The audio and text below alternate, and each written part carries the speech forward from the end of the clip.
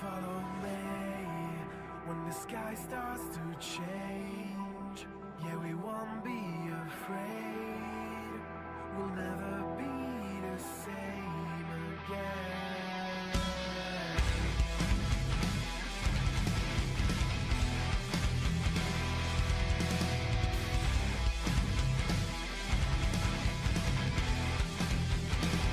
Will you follow me?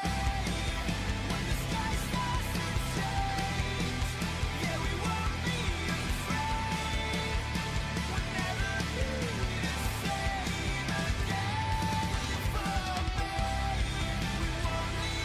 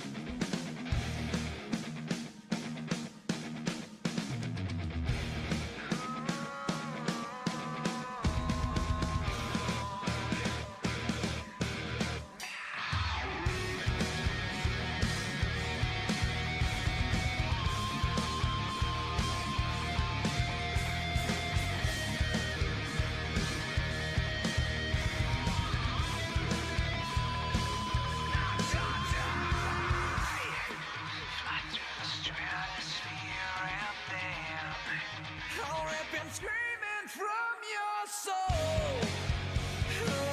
We watch it fall. Now you come to walk on. Come and set your light through. Just set your light through before we're only whispers in the wind.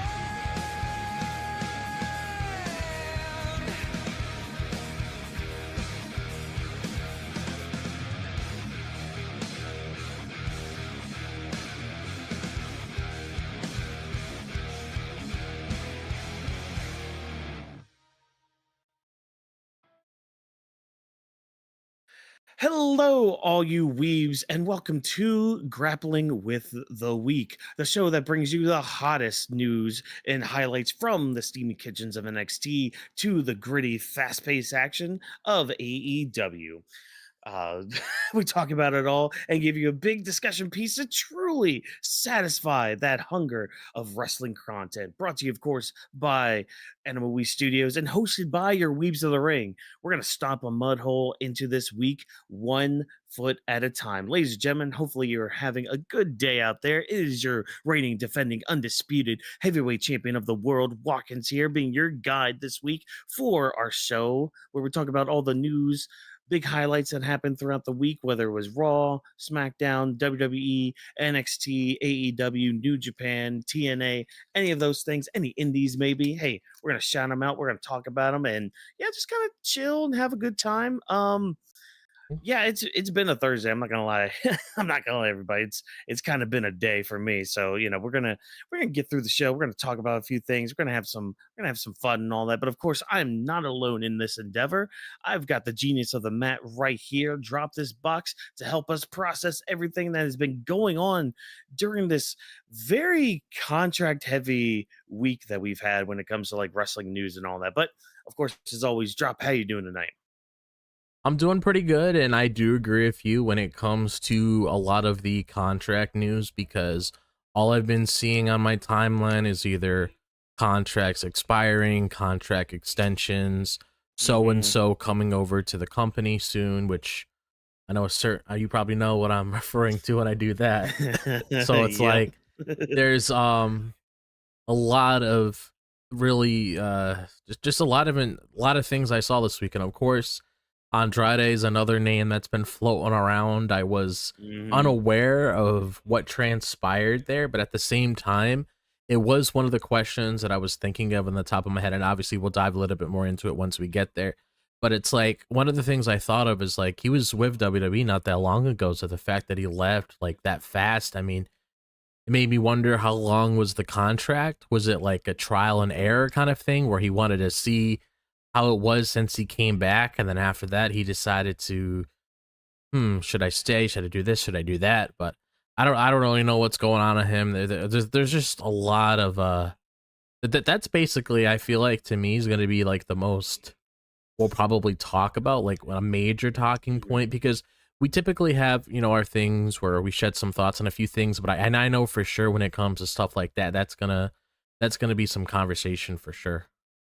Oh yeah, yeah, and we'll get into all that. We'll talk about everything because yeah, there's a lot that kind of goes into that, and a lot of think pieces going out when it comes to contracts and how they work and how they operate and how you should or should not terminate somebody and all that.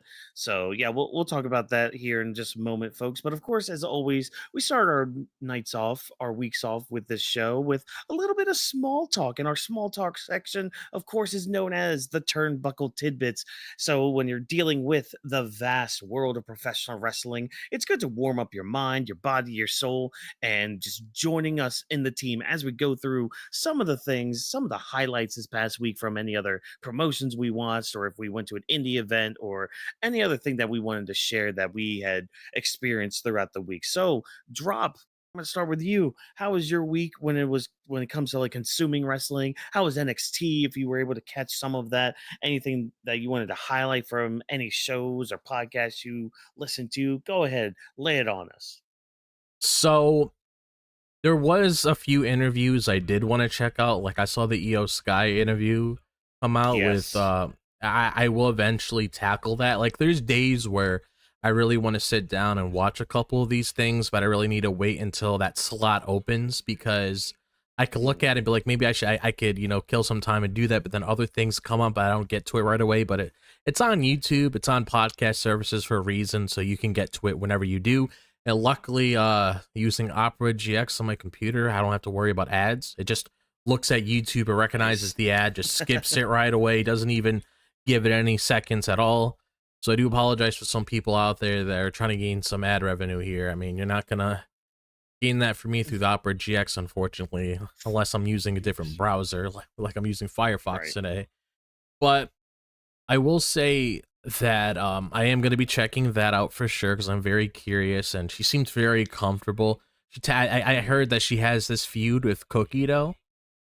I heard it was apparently there's this thing where obviously she comes from Japan and everything like that, so obviously whatever they do over there is a lot different from us. But I think this is like an ongoing thing with her, which I don't know when it started, but it was something that she brought up that I saw a clip of on that podcast of Chris Van Vliet, where which I think she was questioning, like, why people eat raw cookie dough and stuff like that, whatever, which I can understand, because I'm not afraid to admit, I am one of those people that have ate it like that before. Not a regular thing, of course, but I can understand like why people would question that, because you would look at it on paper and be like, you know what, that's something that you should probably, put on the baking sheet, put in the oven, stuff like that. I get that completely. So that's not really that big of a deal, but I just kind of found it funny how that's like a ongoing thing that she like always brings up and everything, but she seems very comfortable.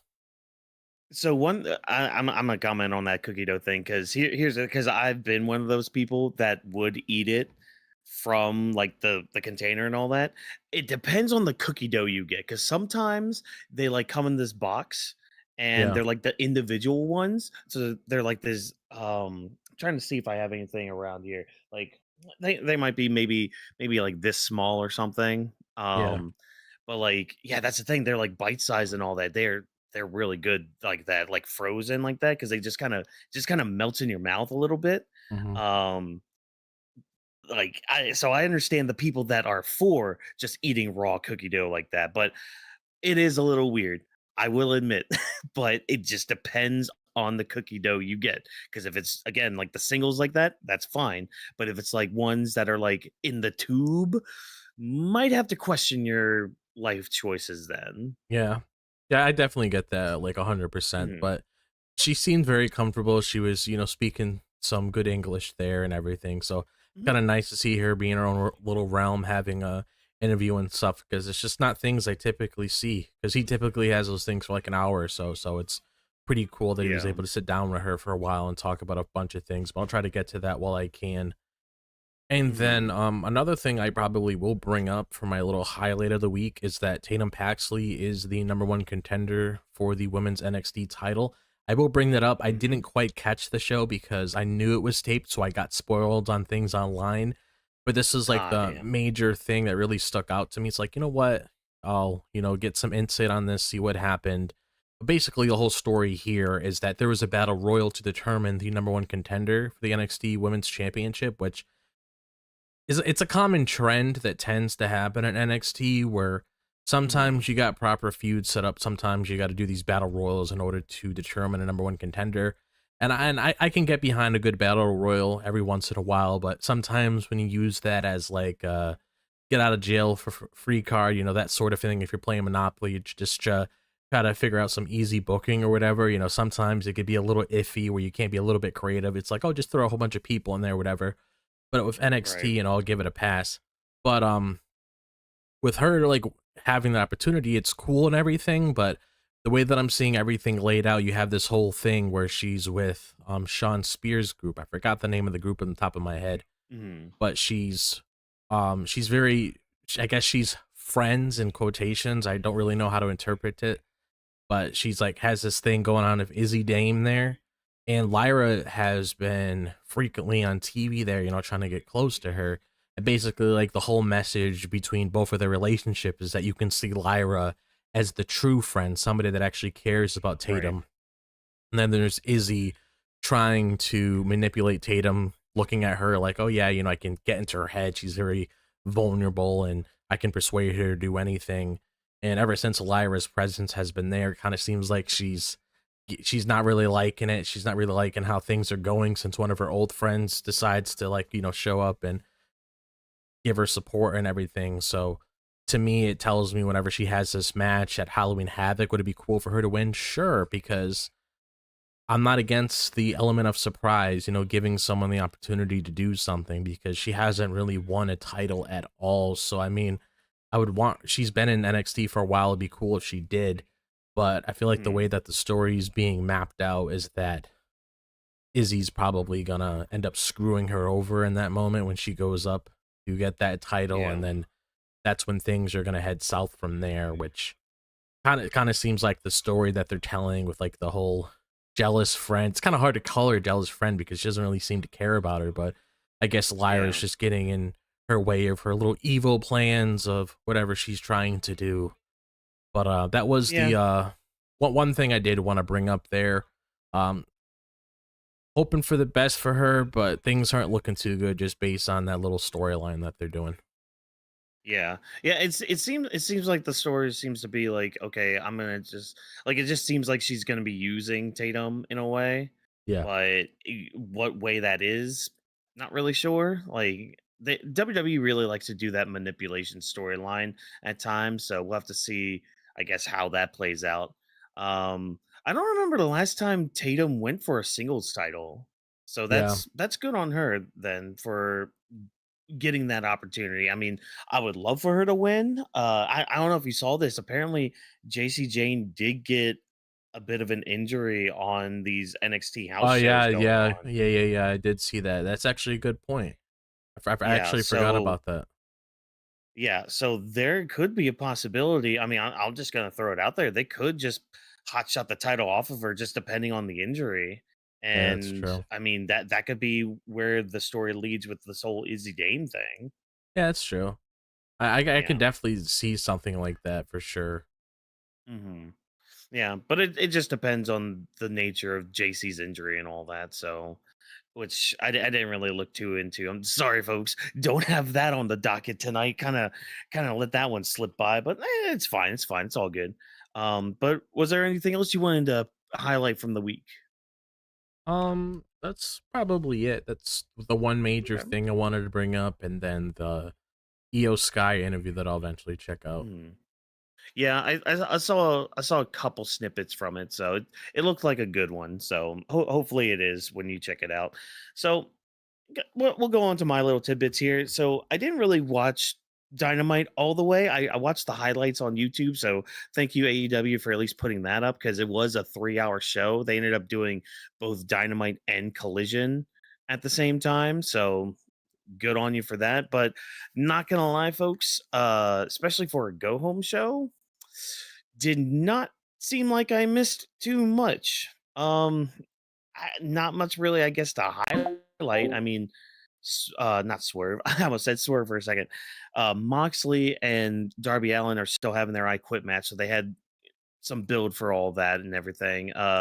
And Tony Storm and Chris Statlander had some more build for their title match coming up at Wrestle Dream this weekend.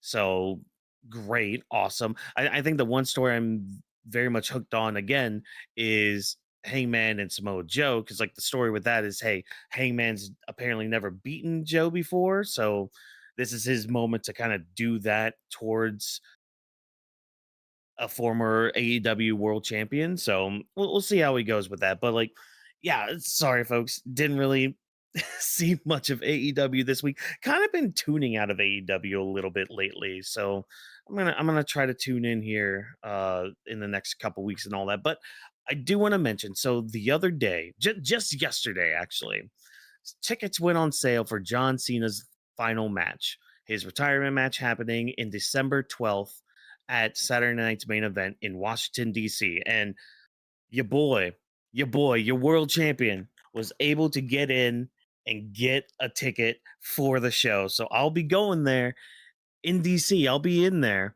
for John Cena's last match. I am very much excited for it. But the funny thing with this, though, too, and a lot of news sites wanted to point this out as well, was the queue number. So the Capital One Arena doesn't really hold that many people. It holds maybe like I think like 15,000 ish, give or take. Um, when the tickets went live, so the tickets went live at around 10 a.m. Eastern time in the States. Only a couple minutes after that, there were roughly about 45,000 people in the queue. And I have this I was a witness for this because literally, and I even put it in our Discord chat too. And I don't know if it was in our public one or what. I can check this while I'm talking about it. But yeah, I witnessed that number and I'm like, oh well, let me just sit here and see what happens, I guess. I mean, maybe I can get a ticket, maybe I won't. I don't know. Let's see what fate has in store. And lo and behold, the number kept going smaller and smaller and smaller. And yeah, I was able to get one. Again, I'm very much excited. Now, how much that ticket was, we won't talk about that because ticket prices are horrible. Here we go. So yeah, I was in there at like 10:30, and the queue was at that time at 22,000 people waiting to get tickets for John Cena's last match. And yeah, so again, I got my ticket. Looking forward to that match. I believe my seat is relatively good. So again, I'll have pictures, I'll have some videos and all that while we're there. Yeah, it's gonna be a great time and all that. But it's just funny how WWE decided not to run a stadium for this event, considering first of all, it's John Cena's last match. So there's that. But just seeing and knowing that the queue was that big on the pre-sale for that, mind you. Like the general sale goes out tomorrow, Friday.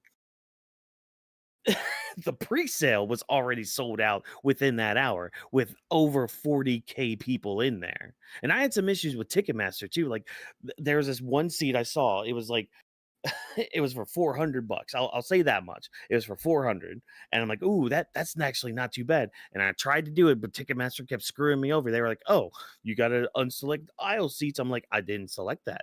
It's not even an aisle seat. It's in the middle of that row. What are you talking about? But again, I was able to find my seat. I was able to pay it. Yeah. So I'm looking forward to it. Hopefully, we find out who his final opponent is. Uh, Again, a lot of rumors going around saying that it's going to be Gunther and that they're going to run a tournament to see who faces John Cena. There have also been some other rumors too about like him facing Dom for the IC title at Survivor Series, which is very interesting in itself. That would kind of be cool. I'm not gonna lie, that would be really good for Cena to actually get the IC title. Like, and say what you want. Oh, Dom's on a hell of a run and all that. Like, yeah, he's defending the title, he's having good matches, doing some good work and all that. But like, I'm sorry, just for the moment, just so John can just chalk that off his list and he can actually legitimately say that he's basically done everything in WWE minus War Games, but that's another point to make any other time. Um, yeah, so it could be a match that's for the IC title. Again, if Gunther were to take it off of him, I mean, there's a name right there. That's a hell of a way for him to end his year too, by having a year where he not only retired Goldberg, but John Cena of all people. Like those are two mammoths of the wrestling sphere. So yeah, really much looking forward to that. Other than that, I mean, I didn't really have much else going on when it came to wrestling. Again, like I didn't really really lock in with Dynamite and all that. So unfortunately, I don't really have anything there for you guys. I mean, Wrestle Dream is around the corner. In fact, you know what? While we're going on it, and as Drop is making his way back to us and all that, I'll actually go ahead and do my quick predictions for Wrestle Dream. Let me just grab that card really quick because I did see it earlier. Wrestle Dream card. Here we go. There we go. Yeah, because they got like 8 matches for the main card. and 4 on the pre-show. So let's see what this card's looking like. So Eddie Kingston and Hook are in action. Against who? I don't know. They'll find some opponent, I guess, for them. They'll beat somebody. We've got the Conglomeration against the Death Riders. I'm gonna say the Death Riders on that, mainly because Moxley's not part of that. I think they're gonna do something else with Moxley after all of that. So we'll see. We'll find out. We've got Jet Speed taking on FTR. I hate to say it, but that might be FTR's win right there. I mean, Jet Speed's kind of like on the losing end of a lot of tag team matches. So what's another loss, you know? Plus, this will keep FTR looking strong as Edge is gone for the moment, finishing up that Percy Jackson stuff. Let's see what else. We have Megan Bayne and Penelope Ford taking on Willow Nightingale and Harley Cameron. This one's a toss-up because, I mean, on one hand, you got Megan Bayne, but you also got Willow Nightingale. I don't know. This one's a bit of a toss-up for me. And plus, like, this isn't part of, like, this tournament for the women's tag titles. So I really don't know. Maybe I'm gonna go ahead and say Willow and Harley. You know, have them get a win. You know, it'll be fine. They'll be fine with that. We got Tekla taking on Jamie Hayter. Wait, is this on the pre-show or on the actual card? Okay, good. This is on the actual card. All right, good. Good. We were about to have an issue if this was not on the actual card. So, okay, so Tekla versus Jamie Hayter. See, this is another one that's a toss-up here, folks. Because, like, on one hand, Jamie Hayter is the babyface and all this. She could use the momentum and all that. But Tekla, she's the new one. She's the new girl on the block. So she could use that momentum too. She could also be like the next contender for Chris Statlander, which, you know, spoiler alert on that prediction and all that. Yeah, I think I'm gonna go Tekla with that. You know, I think Jamie Hayter can eat a loss like that. She can just do something else to kind of bring her momentum forward and all that. What else? We've got the Hurt Syndicate taking on the Demand. I really don't know. That's another toss up. Again, it's a trios match. It's a tornado trios match, so anything's gonna go. And I'm surprised that it's a tornado style match. It's supposedly a tornado style match from what I heard. Again, I have not really locked in with AEW this past month, but it's interesting that they're doing a tornado match with no DQ when they had like a street fight not too long ago, but whatever. That's fine. God, it's probably gonna be the Hurt Syndicate. Like, have them just dominate again. But again, the Demand, they could look strong in all this. Like, again, you can look strong in defeat. It's fine. I promise you, it's okay. As long as you look good losing, it's fine. So I'm looking at this next match. It's the Young Bucks versus Jurassic Express in a 500K match. Now, what that means is the winner gets $500,000. Tony Khan has this like addiction to having these kind of matches, these kind of stipulation matches, and I don't understand why. Like, drop. I'm giving my predictions right now for Wrestle Dream and all that. And I'm about to go on a rant here about how Tony Khan has like this. He has this fetish for having these matches for money. Like, we have this tag match, for example. It's for 500K, but we've had like triple threat matches. We've had fatal 4-way matches. We've had like all-star tag team matches with these stars and all that for money. It's just like, I don't care that that's the stake and that's how you're pushing a story. Yeah. But with that being said, Jurassic Express, I mean, it's gonna be a big win for them anyways, and for them to continue moving forward from just getting back. Yeah, but beat the Young Bucks, have them be poor again, because that's at least a fun time to have.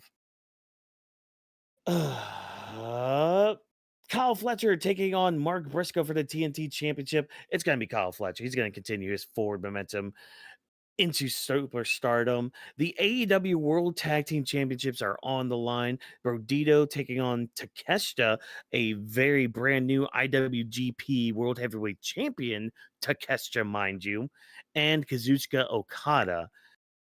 It's gonna. I think this is unfortunately I think gonna be the end of Brodito, because I really don't see Takeshita and Okada getting pinned, and especially Takeshita after winning that IWGP title.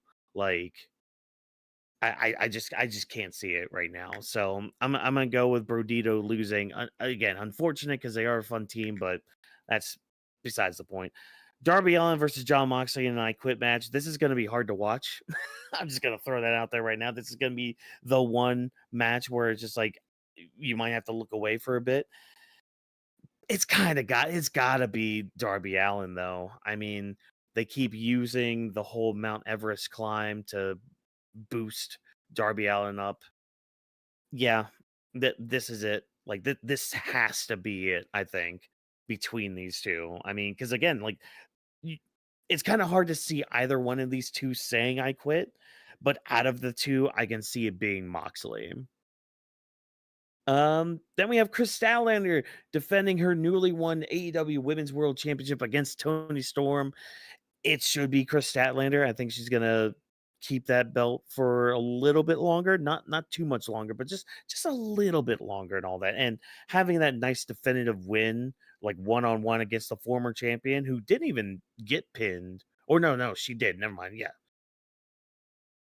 My memory's Swiss cheese, everybody. Sorry, I apologize. But again, like that one-on-one strict win against Toni Storm for the title, definitely needed.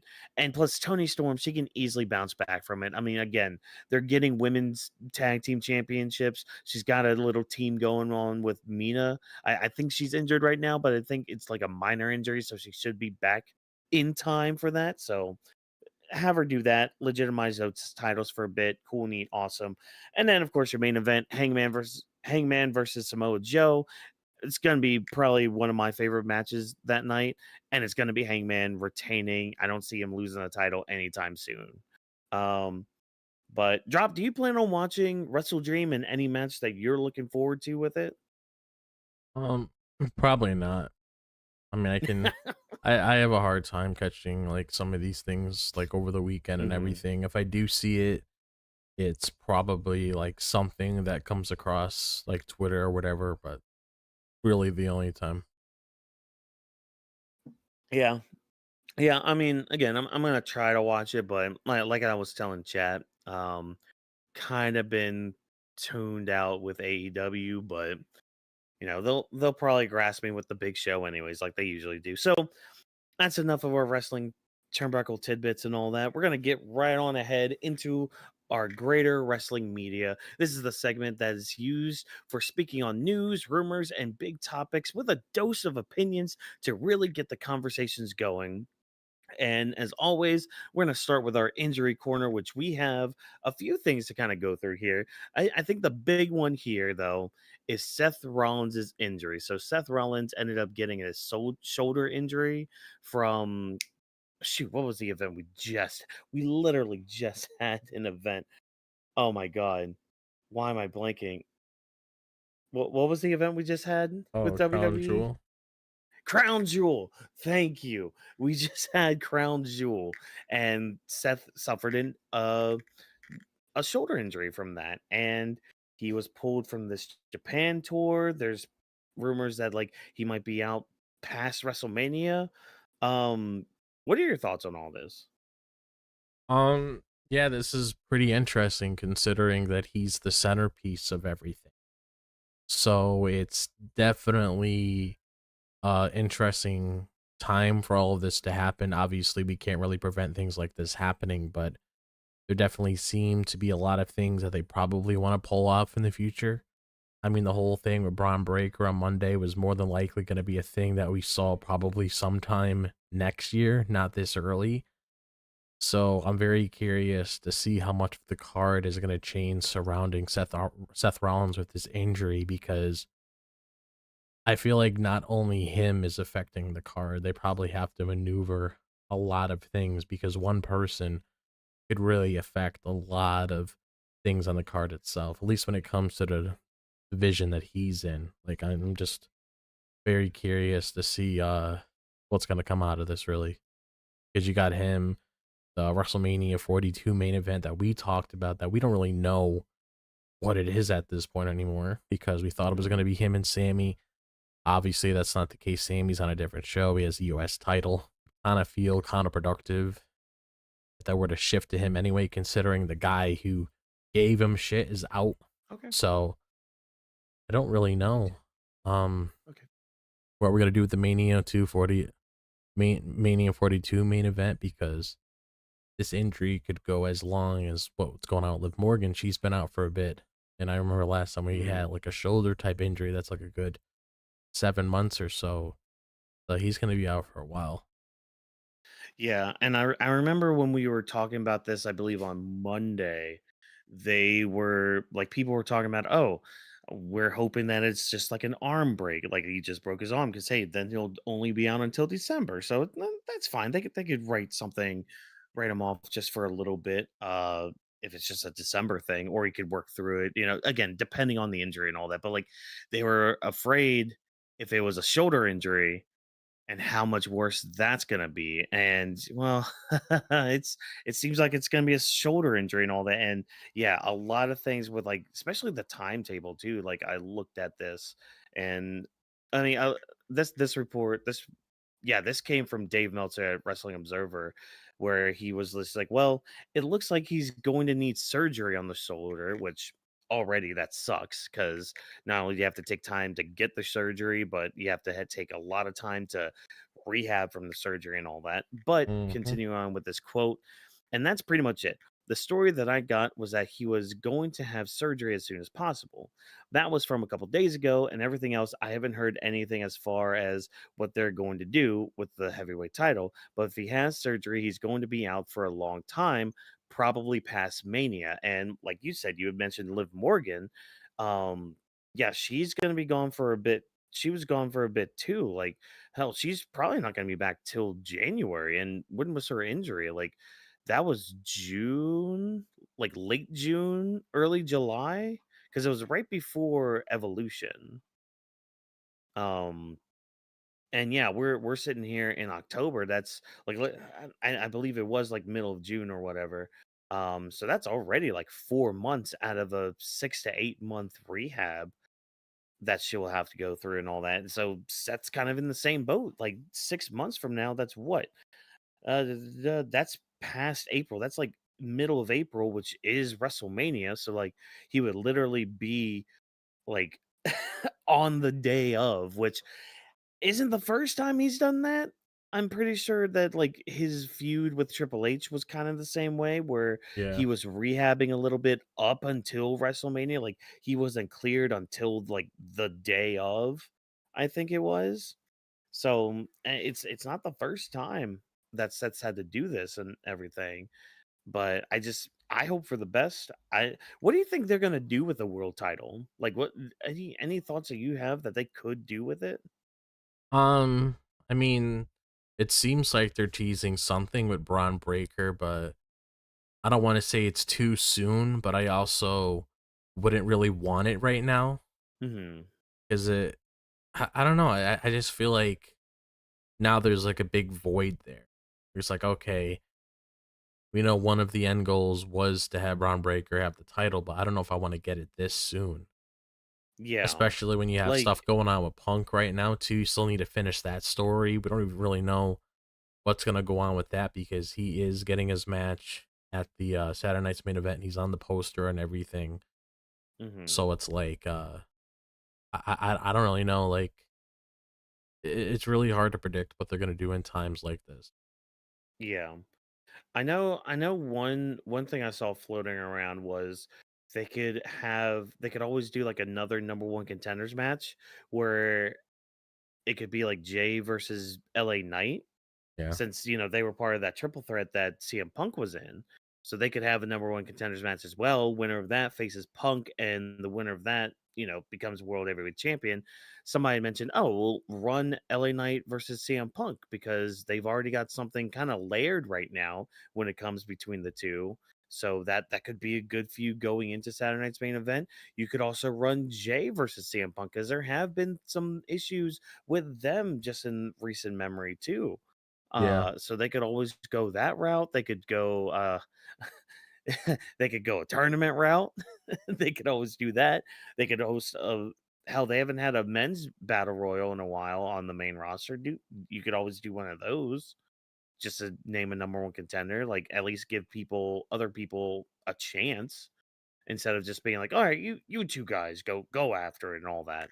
Um yeah, it's up in the air and I don't know where they're gonna go with it. And I kind of agree with you too, like, because on one hand, I don't think Braun Breaker is ready for the main event. No. He's close, like maybe a few more months, like maybe around Mania season, maybe start flirting around the idea. But right now, I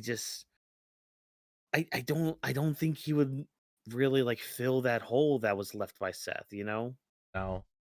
It would just feel like there's like an empty space there because it's like you still have that Hmm. stuff you need to eventually put into an end with Punk, and then you still have that stuff that you need to put an end with whatever happened on Monday. So it's like it's kind of Hmm. hard for me to really look into the future that far ahead and be like, okay, we're gonna have this and that happen. Like I feel like there's might have to wait a little bit longer for something Yeah. like that to happen. Yeah. Yeah, we'll just have to see what they decide to do and all that. But of course, Seth's not the only injured person. We got a couple other people to talk about here. Kota Ibushi got injured last week at the Collision taping, and apparently on Instagram, he went on Instagram saying that he's going to be out for 2 years Oh wow. on, I believe, what was it? I think it was a foot injury. Hold on, let me double check with that. Da, da, da, da. Give me that. Give me that. Give me that. Everybody. Da, da, da. Believe ability to heal. Yeah, he suffered a broken femur at the October 9th taping of Collision after he fell from the top rope to the outside during a match with Josh Alexander. So kind of sucks for Kota Ibushi because I believe he just came back from an injury too. And now sorry, I just got distracted on something else when I was looking that up, and it's actually kind of something really cool that I'm going to save for later, later on in this episode. Um, so yeah, Kota Ibushi kind of sucks to him that he got injured like that and everything. Hopefully he gets healed fine. Rey Definitely. Mysterio's at the Performance Center training back up. He should be making his return here shortly. And one that really, really, really hurts me personally, Jacob Fatu is apparently going to be out with an undisclosed non-wrestling related injury. So I don't know what that means and Yeah. why that had to be specified. So I don't understand. And it sucks because he was just about to start a program with Drew McIntyre that would have elevated him to that main event status. But any thoughts on these other injuries that we've mentioned tonight? I probably have thoughts on the whole Jacob Fatu thing because I was surprised to actually see that be reported because I Mhm. really wasn't expecting something like this to happen when he just came back.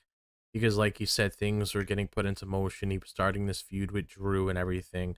I believe they were actually supposed to have a match this week, if I'm not mistaken, Yep. for tomorrow's episode of SmackDown.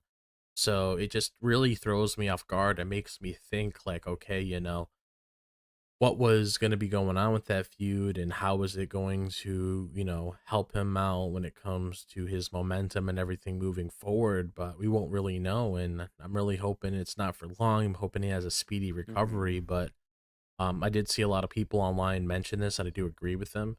But when it comes to like the current state of SmackDown, when it comes to people that like really help carry the show, him coming back would have helped out tremendously. but now losing Mm-hmm. him again because of what's going on with this undisclosed injury, that's definitely going to affect SmackDown. We actually do Yeah. have a report. Um, I believe we do. I Mm-hmm. didn't get the chance to look at everything on here. Yeah. Um, oh no, I'll mention it right here. But there is a Yeah. report that came out where they were supposed to be calling up more people from NXT to be a part of SmackDown to kind of like help out Yep. the show and everything. And I feel like that's probably one of the best things to do right now to really help Mm-hmm. elevate with whatever you want to do. So maybe that takes effect tomorrow. It would be smart to, shake things up a little bit, make things feel fresh and everything. Maybe that's when we see Obafemi. Maybe that's when we see these other people. Just gonna say. I don't know. But obviously, when we find out more things throughout the day tomorrow and SmackDown, we'll Mm-hmm. definitely dive into it more because there's a lot of people on NXT, so it'd be hard to really go through all. Yeah. Imagine imagine if they decided, first of all, yes, I am all aboard the Obafemi train, but imagine, if you will, that they brought him up and put him in the program with Drew McIntyre. Oh Oh, yeah, just inject that. Like, you see my arm. You might see the veins. I don't know if you have good eyes. Maybe, yeah. Inject that into my veins, because oh my god, them elevating Obafemi like that. Ooh, yeah, ooh, that'd be big. But yeah, he'd probably be the only one I could think of to bring up there, because Ricky Saints, he kind of needs to stay down there for a bit and elevate some other people down there. Obafemi, he can go. Plus, freaking Trick Williams. I mean, I don't know how much more he has to do left in NXT, but he did recently drop the TNA title. oh yeah, it is true. Yeah, Another so he one. could always move up there. They could insert. I mean, yeah, people might hate me for this, but I could see WWE doing this. They could insert him in that Miz Mello feud and kind of have him maybe being on the Miz's side with it, and that in turn, like he's doing what Miz wanted Carmelo to do, like, listen to me and learn from me, and I'll elevate you, and blah blah blah, all that stuff. And like Trick actually kind of succeeds a little bit more than Carmelo does. I don't know. There's something that they can do there, but that's going into like uh prediction, pitching territory and all that, which I don't. That's not this kind of show, folks. We're not going to be doing any fantasy booking around here. Well, I mean, we might, but I'm not going to go down that rabbit hole Yeah, with it. Yeah, just hope everybody gets well soon regarding their injuries. But now we're going to go into our contract negotiations, because this is probably going to be like, this is basically going to be our hot topic tonight. And if you know anything about our hot topic, it's our biggest discussion piece for the episode, where we dive deeper into a news piece, PLE/pay-per-view from a show outside of the main roster or WWE, or a typical discussion on the overall direction of a company, talent, situation, whatever have you. And yeah, that's basically going to be our contract negotiations tonight, because we have a lot of things, from like people saying they're retiring next year to possible people coming back to certain companies. Let's go ahead and talk about it. So the first thing here, AJ Styles, back during the Crown Jewel kickoff show, he confirmed that next year is going to be his last year. It will be his retirement year. Sucks for us AJ Styles fans, but I'm glad he's ending it on his terms. Hopefully he does, like, fingers crossed, knock on wood, he does end it on his terms. No injuries, no bigger things like that. And I did see a couple reports going around. Again, they were kind of from Meltzer, so take it with a bag of salt, that WWE apparently do have plans for like giving him a good final year. So hope so. yeah, I hope so too. Like, I'm sorry, I'm one of those people. Give him one more world title run. Just give him one more. There's an open title right now. Boom, just give it to him. He'll elevate it. He'll fit in fine. It's fine. It's okay. Like, just have him go rough shot with him. Any comments on AJ Styles announcing his retirement? I know we kind of talked about it a little bit more this past week. But any other thoughts now that it's kind of been confirmed by the man himself? I'm just honestly hoping he gets treated well. I'm hoping they actually make it feel special in any sort of way, like not really like I don't know, derail him or anything, like make it Hmm. feel lackluster and stuff because it's like outside of what we saw with Cena this year, the later half of the year has really been the highlight of it. Everything else in the beginning, besides like a select few things, have been very underwhelming. So I'm really hoping they give him a little something, especially when you look at his presentation on television, should be like a lot higher than Hmm. where they place him. So all I really hope is that he gets a good farewell. I don't expect it to be like a year long thing. Maybe it is, but it's like I just want it to be treated properly. That's all I really care about. Yeah, I think as wrestling fans, that's all we really care about for AJ's final run in the company. So yeah, it's sad to see you go, but love that you were here. Big E, he was on Stephanie's podcast that she has with all of her wrestling friends and all that, and he basically confirmed in there that his in-ring career is behind him. And do have a quote from this episode where he states, "My career is kind of behind me. I'm someone who is appreciative. I think I had a really good career and I'm proud of it." And I mean, good on you, dude. You know, you did suffer a really gnarly injury, breaking your neck and all that. So it sucks because you were another one that like you at least you reached the pinnacle. At least you reached the peak. You got the WWE title. You had a decent run with it. I'm at least happy about that. So it just sucks that it was cut short because of uh, again an accident. But it's funny how I mentioned Big E, but the person that he was facing during that match, also some news this week regarding him. But any thoughts on Big E announcing that he's basically done in the ring? I'd rather just get like straight up answer from him because you don't want to keep harping on it Hmm. forever. If he's done, he's done. If he wants to come back, he comes back. But if Yeah. that's how he feels, I mean, hey, that's fine because you don't really want to pressure him and put him in a situation where he feels uncomfortable. So Yep. I can understand it. And it's been a couple years now, so it's kind of like the answer was already in the air, but just hearing that come out to him, I guess it makes Hmm. sense because like I can understand him because that was a scary thing that happened to him. So there probably is part of him that doesn't really want to venture down that route again. Yeah. Yeah. Um.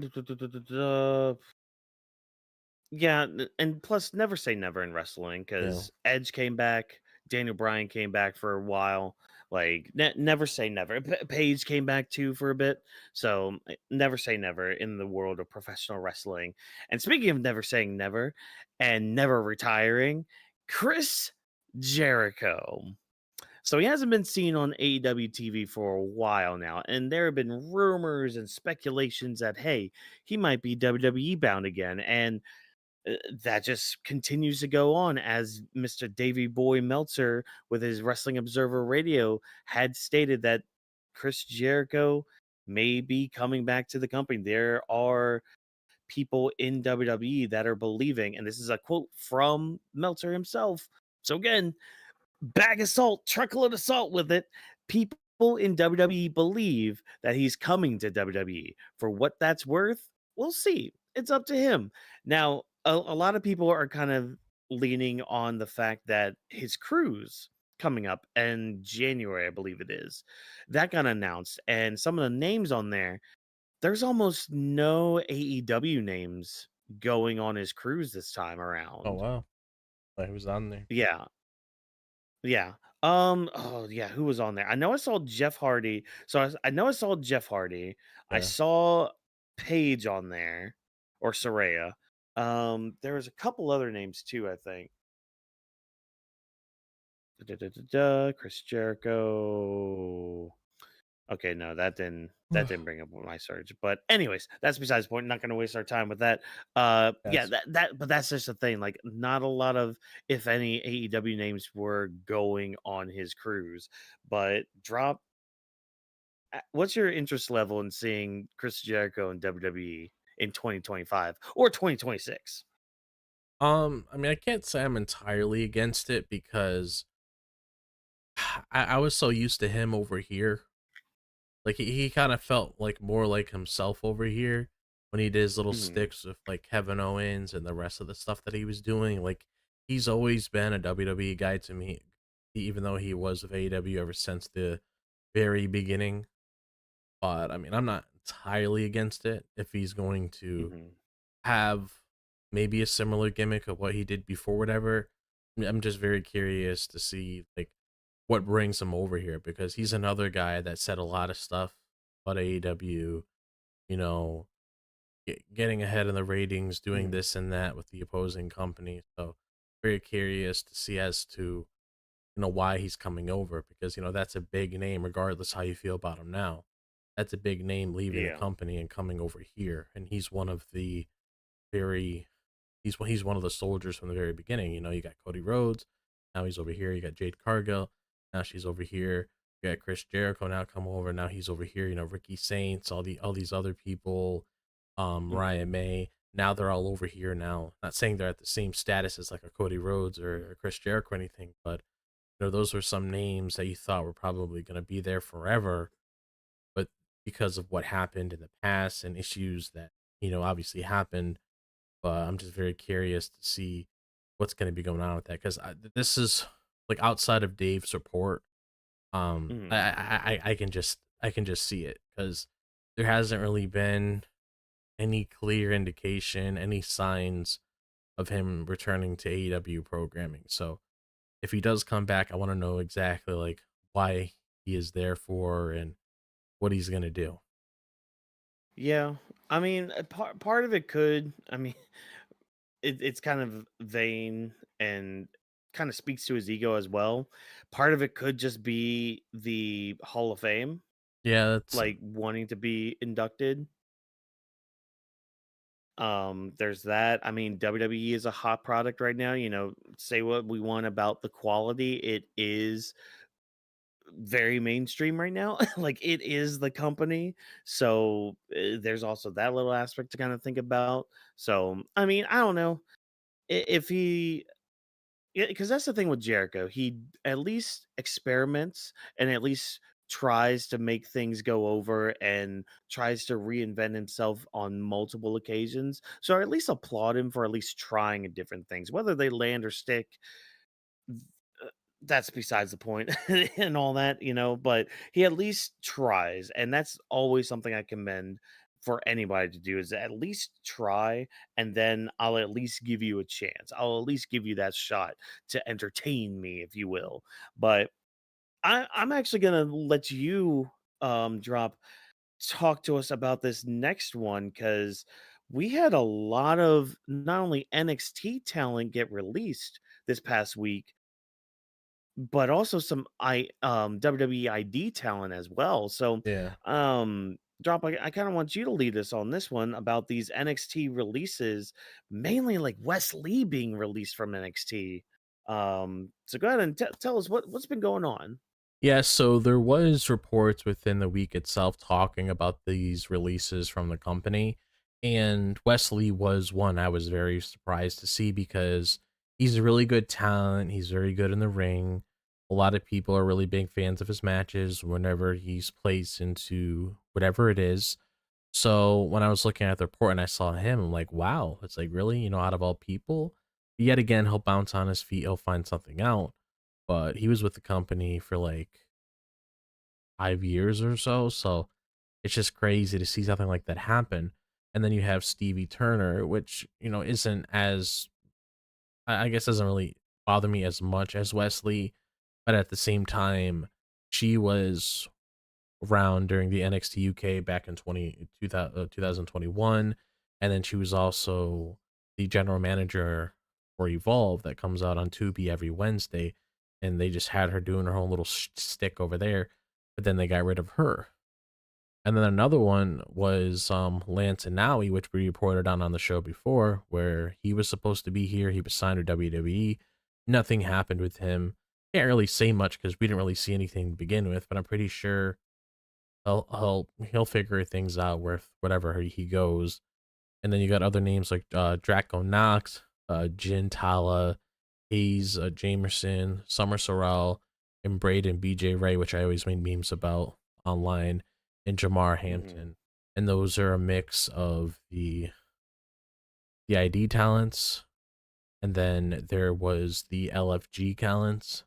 So it's like you saw what they were doing on the LFG, trying to really get up there in the ranks. I guess WWE didn't really see them really going anywhere. Maybe things weren't meeting their the charts that they had set for themselves. But Hmm. you got those people leaving too, and then there was also two other ones too that I remember on the top of my head.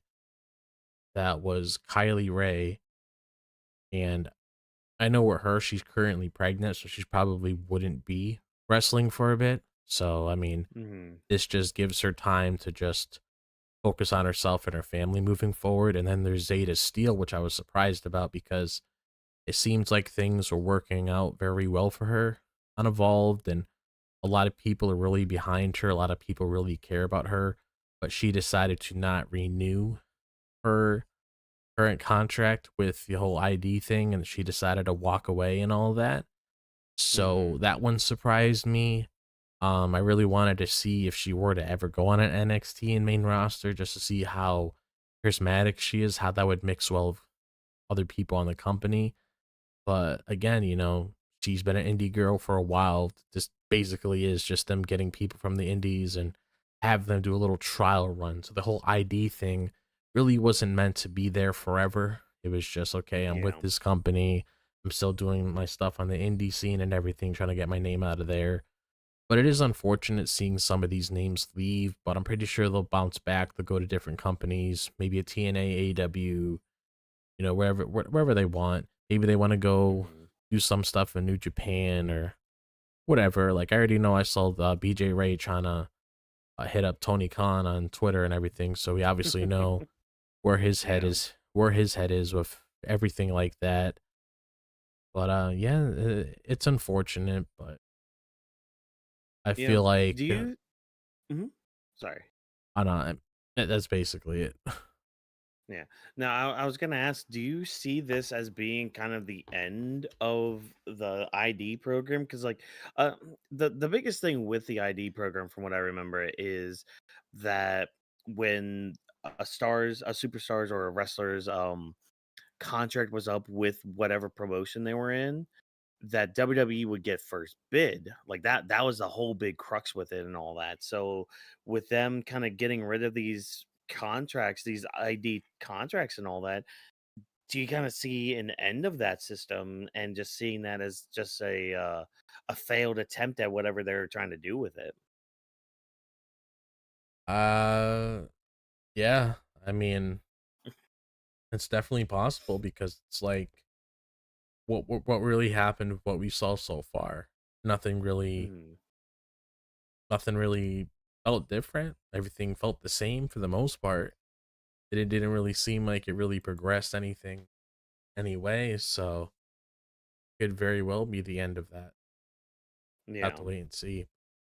I don't really see the point of Yep. it anymore. They do all these different kinds of projects all the time and they don't really last for long. Exactly. So, all right, good. Um, yeah, just hopefully everybody does well in their future endeavors, as WWE like to say back in the day. And speaking of somebody who was future endeavored while he's injured, mind you, Ridge Holland. So WWE is not renewing Ridge Holland's contract. And this kind of sparked a little bit of a debate from people because of the nature of all this. Because again, Ridge Holland's currently out with a foot injury. But again, he had wrote on his social media here that he was informed that WWE will not be renewing his contract when it ends on November 14th. WWE are still going to cover his rehab from injury, but my guaranteed pay will end. Quite frustrating to say the least, as I cannot work for another 6 months due to the aforementioned injury with a family of 5 to support. My career with WWE has been blighted by misfortune, but I'm still thankful and grateful for the opportunity and experience. The shining light that has always kept me going is the huge support from a handful of special human beings. Thank you. I'm unsure what lies ahead of me in terms of wrestling, but going forward, I will be working hard to heal up, and in that time, I will be launching my own online coaching business. So stay tuned. So, on one hand, good that WWE is going to help, still pay for his rehab going forward and all that. Sucks that he's not going to be able to really wrestle for the next 6 months, but at least he's got this online coaching thing going on. So there's at least something that he can do. But yeah, this sparked a lot of debate from people when it comes to like contracts and all that. And, you know, here in just a moment, we'll get into another one that sparked some debates and all that. But yeah, it's weird because it's like, okay, they're not renewing his contract, but they're not paying for any other medical expenses, which sucks on one hand, but on the other, like they're just not renewing his contract. I don't know. It's really weird. It's a very like thin line that it's just like, okay, do you do the humane thing by helping the person? Or do you stick to being a corporate business where it's just like, why are we gonna waste our money on somebody who's technically not on our books anymore, that isn't gonna be coming back on our books anymore, or at least, for the short-term future and all that. Like I could see it on WWE side too, and I could definitely see it on Ridge Holland side, which again, it sucks because Yeah.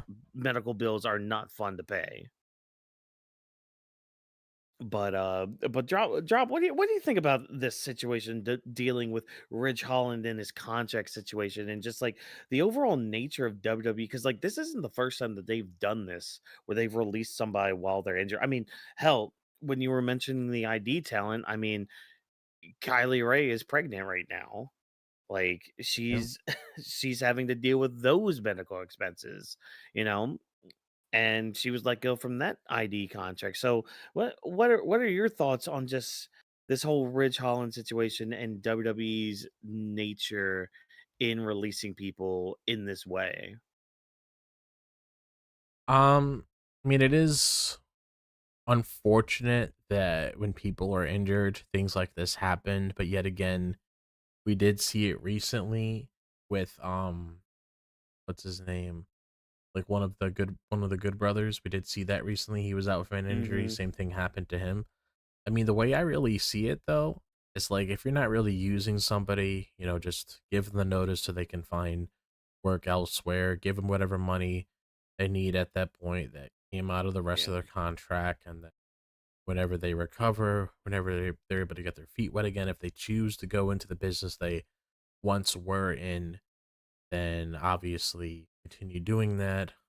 Otherwise, focus on yourself and see what's best here, because there's a lot of people on here that I do notice that just stand there in the background, aren't really Hmm. used. So it's like at the same time, I kind of feel bad considering what they're going through, but at the same time, it's like it's pretty much your new path in life where now you could actually find something where you'll actually feel used in some way. Hmm.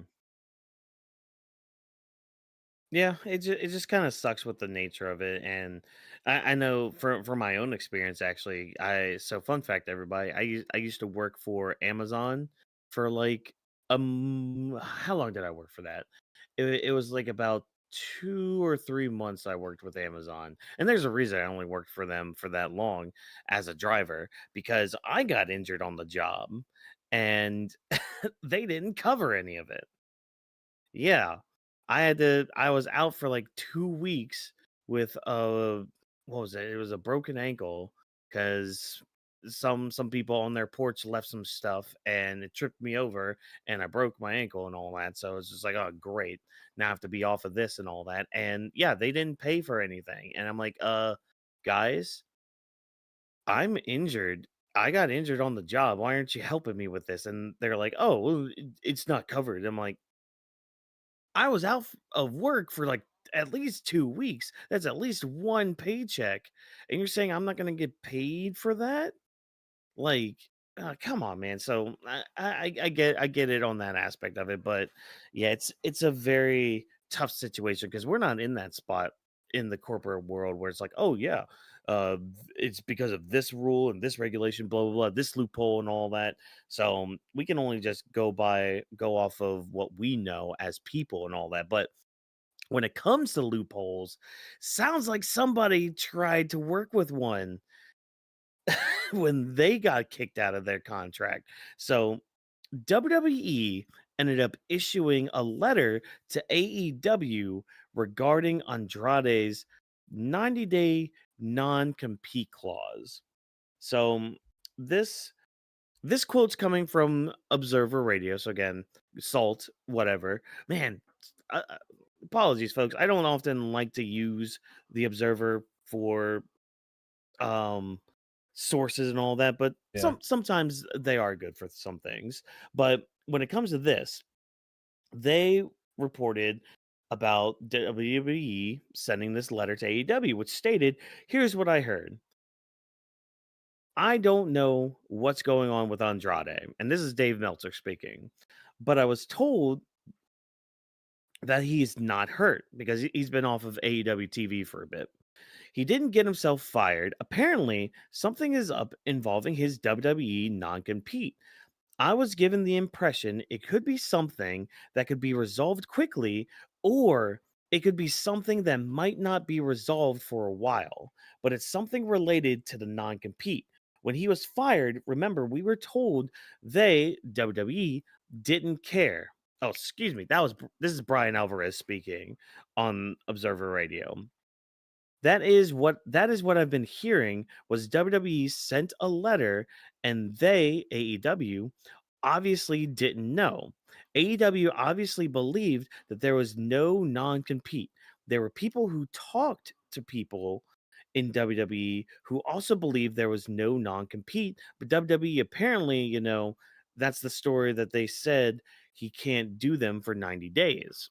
So this sparked a lot of conversation from people because there were specific loopholes and all that went into it. Like some of the specifics that went into it, all this, like this comes from PW Insider. The initial belief within WWE was that since Andrade was cut outright, he was not going to be paid his 90 days and was free to perform elsewhere. After he began making his appearances, WWE clarified to Andrade that even though he was not going to get the traditional 90 days pay following his release, he was still subject to the 90-day period where he cannot perform elsewhere. One WWE source said the company was not going to have a system in place where someone could leave due to violating policies and then end up elsewhere the next day. It was described as a loophole WWE could not allow to exist.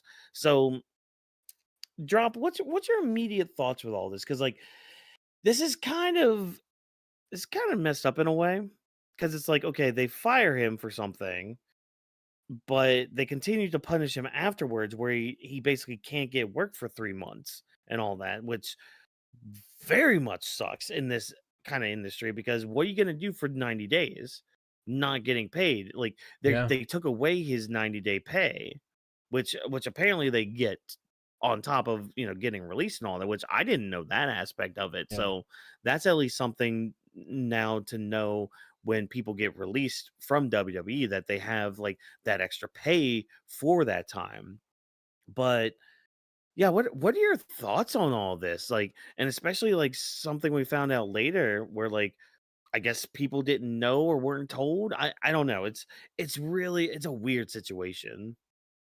Um, yeah, this is one of the things I was very curious about because it's like I told you before, like in the beginning of the show, it just felt really strange to me that, he was with WWE for 1 year and then this year he's gone.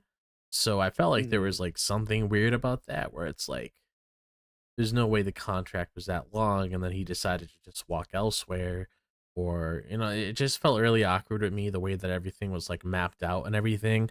And then you see him Yeah. showing up in AEW again, like it almost makes him, I mean, I don't mean this in like a bad way or anything, but it's kind of like, do you want to be in this company? Do you want to be in that company? Like really make up Yeah. your mind, because he went back. He was at WWE and AEW, and then WWE and then AEW. It's like, dude, just make up your mind. You complained about this place, you complained about that place, and then you went back to the place you complained about, and then you're going back to the place that you complained about that you were originally at. Like, what's really going on here? So it's like the whole Mhm. thing's very confusing.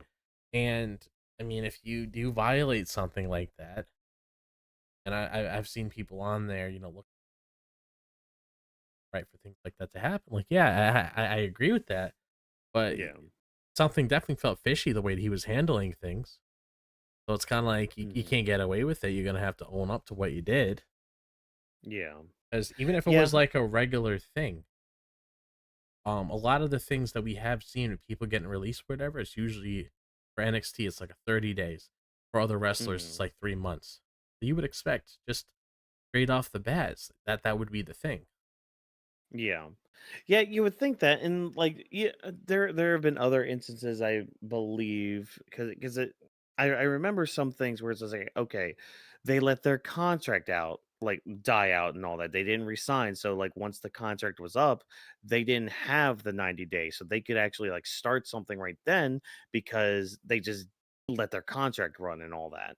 And when it came to the releases, that's always when we heard about the 90-day clause and all that.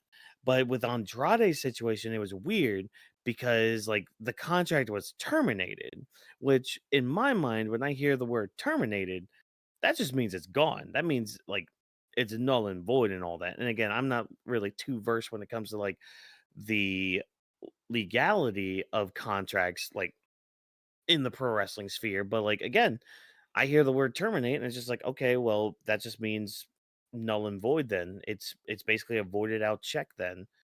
Voided out contract. All right, then I can basically do what I want. But what really sucks about this, and this came out like later on this afternoon, this came from PW Insider that apparently Andrade, because apparently this is like a breach of the 90-day non-compete clause, he could be sidelined for up to a whole year because of this. Like, that's Yeah. going to really, really derail his momentum anywhere he goes. Like, I don't know. I don't know what you do if you're in that situation. Like, do you get lawyers involved at that point? I mean, I really don't know what they would do, what Andrade himself would do at that point, because to not be able to work for a whole year, or at Yeah, least that's wrestle for a that's whole year. definitely something. Yeah. That's definitely that's why, like I said, like the whole thing was just really fishy to me. How it Yeah. transpired, Yeah. And it really especially how caught me off sudden. guard. That was very Mhm. sudden. Yeah.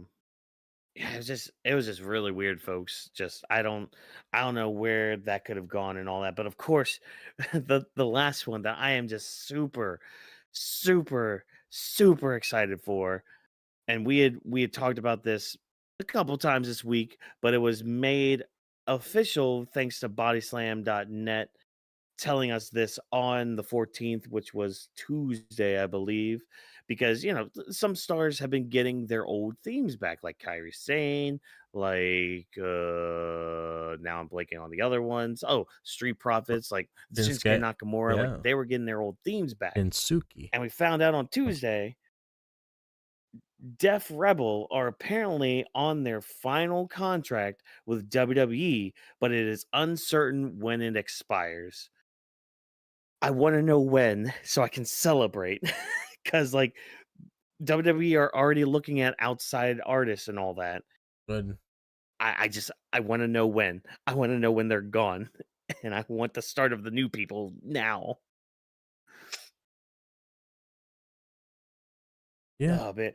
What but what do you think when do you think their contract will end? Because like we've gotten this news before, like especially this past year, of their contract being up. But do you think it's going to be up at the end of the year? Do you think like it's going to be a full year? Like we'll have to deal with them still next year? Like any thoughts on when they could be just out the door?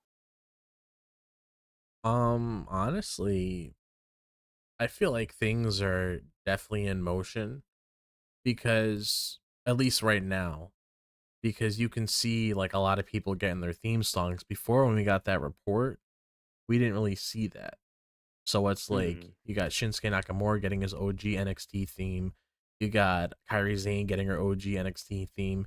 You got the Street Profits getting back their theme song before they changed it into that garbage that they had ugh. before. I'm sorry that was garbage. I know people Yeah. like it, but come on now, don't lie to yourself.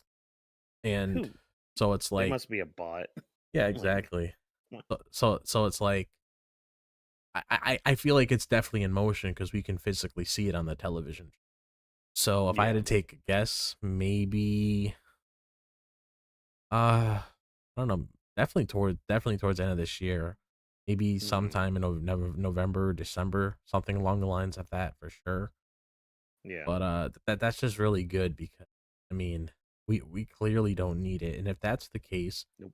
I'm hoping we see a continuing pattern on SmackDown tomorrow. I'm hoping we see something going on with I mean, of course, with what do you call them?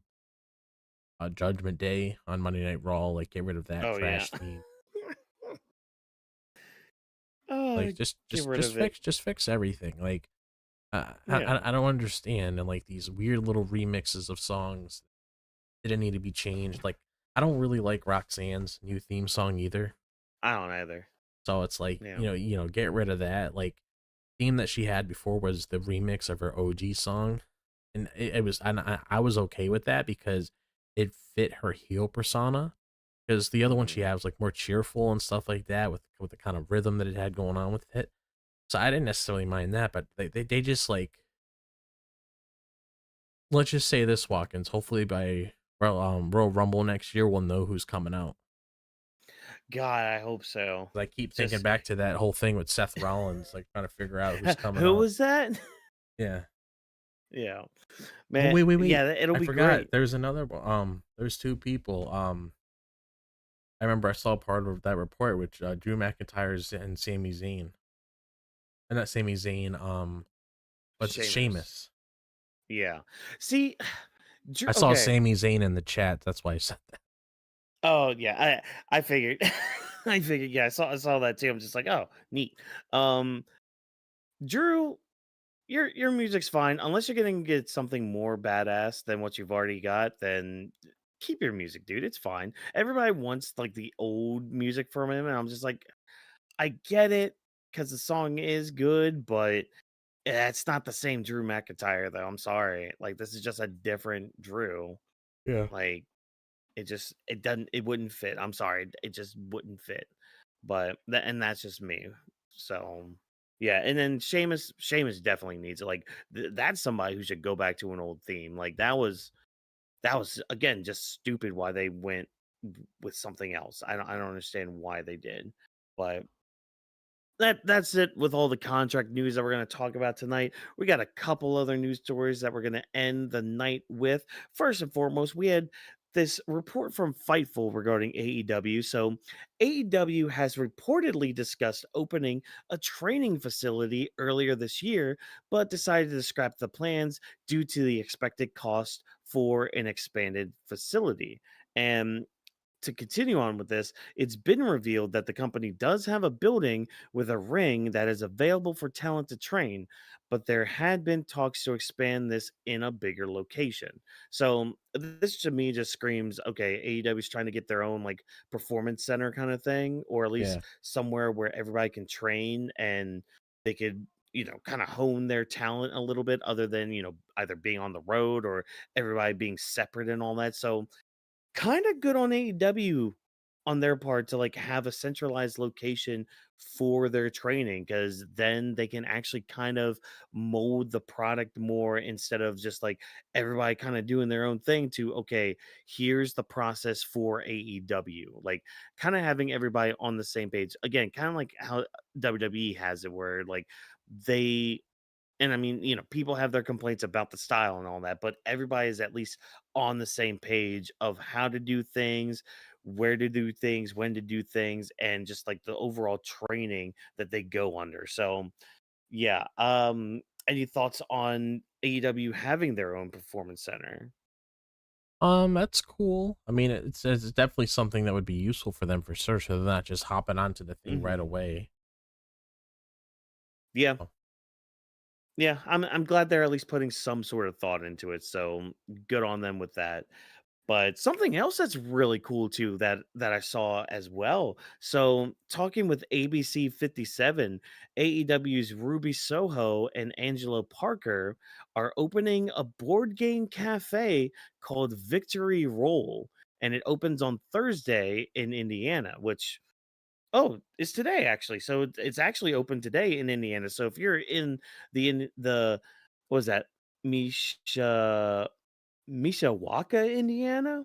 So if you're in that area, be sure to check out Victory Roll again, a board game cafe run by some former wrestlers and all that. I would definitely go to this.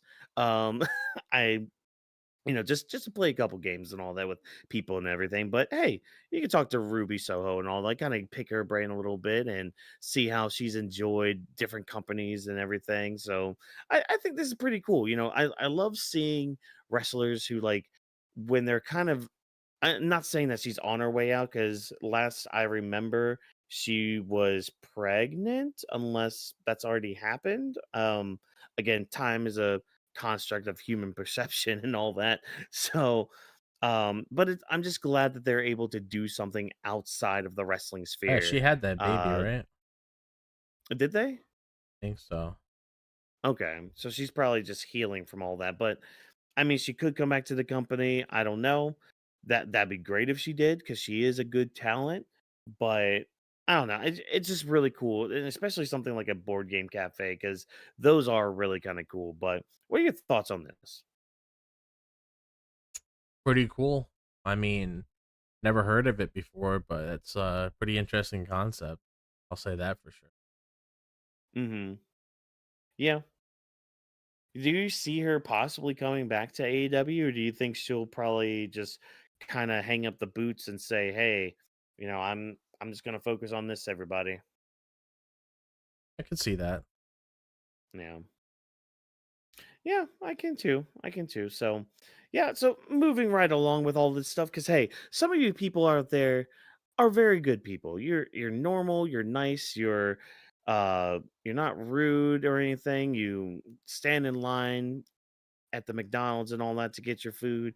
You wash your hands after you go to the bathroom. And most and foremost, when you see a famous person in either the airport or at a hotel, hey, you could say a quick hi and bye, maybe a picture and all that. And that's about it. What you don't do is find out where they're going, basically stalk them and try to get them to sign stuff, and then you be the assholes. Because we saw this in London when they were doing or no, excuse me, not London, in Paris.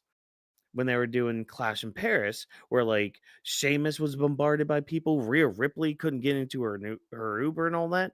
And right here, we had CM Punk on his Instagram yet again, keyword yet again, talking to you reader of fans out there and quoting from his Instagram, we unfortunately have to have this conversation again. Do not turn up at airports. Do not show up at hotels. I cannot believe I have to say this. Do not follow people. You're repeatedly been politely told no. Respect it. You are not a fan, you are a stalker and will be treated as such. Respect the boundaries, stop harassing people. And that's really why I wanted to add it to our news tonight because people stop, just stop. We see this countless times with people bombarding these celebrities or especially these pro wrestlers and all that at these airports and at their at the gym too. Some fans I've seen stop Randy Orton on camera and he's just Yeah, piss same. off, get out of my way, I'm trying to work out here. Just don't be weird, people. Just chill. Do things the proper way. If you see them just out of the blue in the wild, oh hey, what's up, dude? Big fan of yours, blah blah blah. That's fine. just don't stalk them. Don't follow them like this, because then you're gonna get a restraining order or maybe even arrested. Yeah. Oh man. Any thoughts on that? I feel like people need to learn like their lessons like when it comes to this sort of thing. It's like if you don't want it done to you, don't do it to other people. I get it that they're celebrities, you want to talk to them and everything, but it's like they're regular human beings just like you that want their own space, that want to do things on their own accord. Like, don't be going up to them wanting them to like sign a whole bunch of stuff or doing this or that. It's just very, very creepy.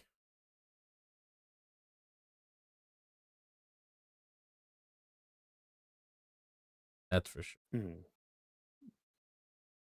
No. Yeah. Yeah, just again, don't be weird. Just just be normal. Be normal, all right? It's fine. I promise you it's okay. Oh man.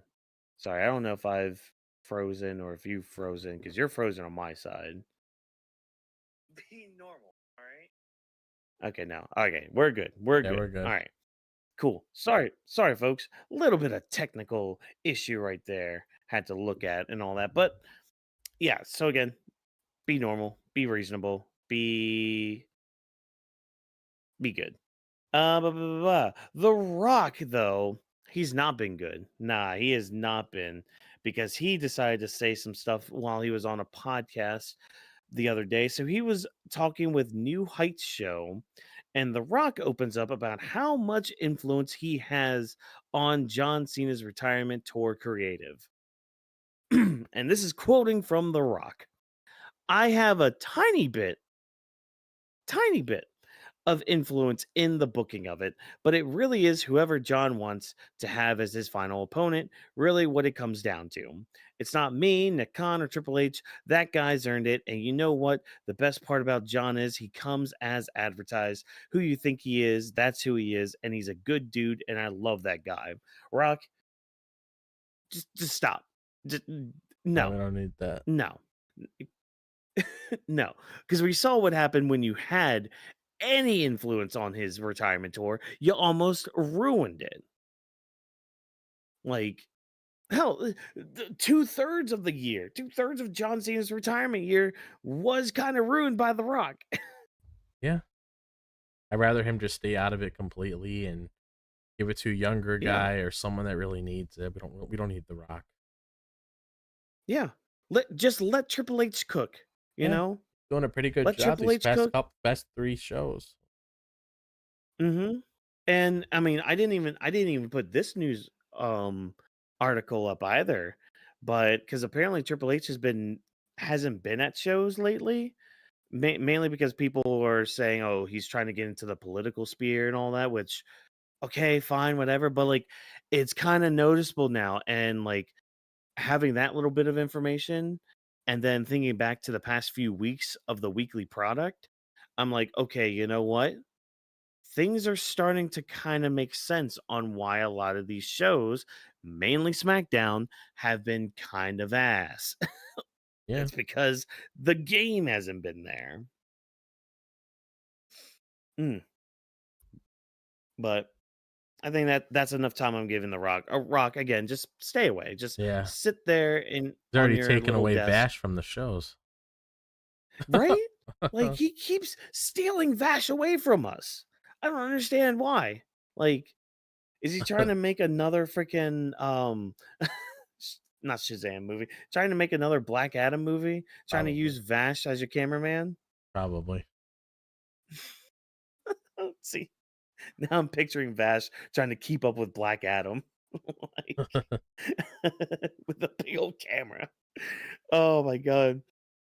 And yeah, I had mentioned earlier too that Konosuke Takeshita defeated Zack Sabre Jr. to become the new IWGP Heavyweight Champion. So congratulations all around there. Very much earned. I know I've been wanting for you to win a big title like that, and out of any company in the world, kind of glad you won that one because that one does have some prestige to it. Yeah, I'm actually happy for him. I mean, definitely like Mhm. hard work pays off. I'm sure the match is great. Just looking at the two names, didn't really get the chance to see it, but that's pretty big for him. So I'm glad things are heading down the right direction. Yeah. I wish there was a recording of it. I wouldn't mind watching that one, but I don't think it was because yeah, Japan's kind of weird sometimes with some of their shows and broadcasting and all that stuff. But hey, speaking of broadcasting, our broadcast is about to come to an end because we've reached that was the last news segment and all that. And I'm kind of seeing the chat. You guys are having a lot of fun out there talking about some cobblers and all that. Man, I could okay. What's your favorite cobbler before we end out? Um, I don't know. I mean, I haven't had it in a while, so Mhm. It's a tough decision. It's a tough call. Like, because like there's peach, there's cherry. I've had cherry before, like blackberry. uh, Did I see peach already? probably have to Man. say cherry. I do like cherry. Hmm. Yeah, I'd probably go blackberry. I'm a big blackberry guy, but I'm pretty sure there's probably apple ones. Yeah. I've had an apple cobbler before, I believe, which oh my god, inject that into my veins too. But yeah, let us know, chat, what your favorite cobbler is, and if you're watching or listening to the VOD, hey, let us know what your favorite cobbler is. And yeah, that we've reached the end of our show. But Drop, do you have anything else you wanted to add before we hit our outros and our plugs and all that stuff? So, the only other thing I'm gonna say right here, before we close off our show, is that really hoping things end off on a high note, and I'll probably say this again when we do more shows like this in the future. When it comes to WWE, and I'm really liking the pace that they've been doing ever since Crown Jewel. I feel like things been pretty good. Crown Jewel was Okay. good. I mean, I would say that SmackDown before, but like with like the little changes that they were doing was good. And then Crown Jewel was good. And then that Monday Night Raw was really good, especially that cliffhanger that we got towards the end. And now that we're having Yeah. these reports of new people, popping up soon, like I'm really looking forward to seeing things get back on track. And hopefully, maybe when me and Whawkins wake up tomorrow, maybe that Def Rebel contract news will come out sooner instead of just saying, "Oh yeah, they're on their final contract," but not letting us know Yeah. exactly what it is. Yeah, I want a date. I need a date. I deserve a date. All Yeah, right. After the crap they wanted to shovel down our throats, now we deserve a date. Let us know when they're kicked to the curb. They probably won't let us know until they have somebody lined up though. it is true. Like I Yeah, but hey, again, that's basically it and all that. And to hear us possibly talk about that, about SmackDown and all that, you got to stay tuned for our post show tomorrow night for SmackDown. Hopefully, it's going to be a good show. I know we're not going to be getting Drew and Chica Fatu, unfortunately, but I hey, did see hopefully they're that able Nick to. Aldis did post a video. Oh, he did. Yeah, so Ooh. I might actually use that to my advantage to make the stream early. Ooh. I didn't Okay. All see what right. it was yet, but Mhm. All right. All right. Well, thank you, Nick Aldis, for posting your SmackDown video the day before instead of like at 3 or 4 p.m. when I'm at work being like, okay, what's happening on SmackDown now? Oh, they're adding this now? Okay, great. So thank you, Nick Aldis, for the breaking news as we end our show. But hey, you know what? Thank you guys for tuning in to Grappling with the Week. Before we head out, as always, be sure to follow us on all of our social media platforms. You see the handles right there on the screen at Animal East Studio. That's the parent company. You got at Legend D Vash. You got at Drop This Box, at Whawkins MW, and of course at Weebs of the Ring. Those are all of our ats, all of our handles on social media, whether it's Instagram, TikTok, Shorts, our own YouTube videos and yeah. channels, and all that. Be sure to check all of that out and just see what we're up to outside of the wrestling sphere, especially when it comes to like the short form content. We also have our live feed when it comes to our Mhm. podcast, when it comes to things being on, let's say, what is it, Spotify and Yeah. Apple Podcasts, which is probably the ones I would know of at the top of my head that I'm familiar with. But be sure to check those out if you want to hear what we do, if you just want to listen to us, if you're trying to exercise or doing things throughout the day, whatever the case may be sure to check us out on there. We have everything on here when it comes to shows earlier in the year, when it comes to things that we're going on now. Eventually, once things are in motion, we'll start having episodes like this out the following day. So be sure to look Yep. forward to all that kind of stuff and everything else that comes out of us. Exactly. All the good things that come out of us and all that. So again, thank you guys for tuning in to the show. And also, when you're on social media talking about everything, especially when it involves us, be sure to use that hashtag Weebs of the Ring. That's a great way to interact with us before, during, or after these shows. And hey, it's also a great way to give us feedback because we are nothing without you guys tuning in. And we love to continue to level up our game each and every week. Grappling with the Week is presented by Animal We Studio. Thanks to our production team for all the hard work that they put in to make this show a reality. Thank you for joining us. And as always, a special shout out to Stu. You're going to be ending this year on a high note with John Cena. I will be there live in DC to watch all that go down. So thank you for all of your help with all that, Stu. And have a good night, ladies and gentlemen. And we will see you tomorrow night for the Smack Diggity Down coverage. See you guys tomorrow.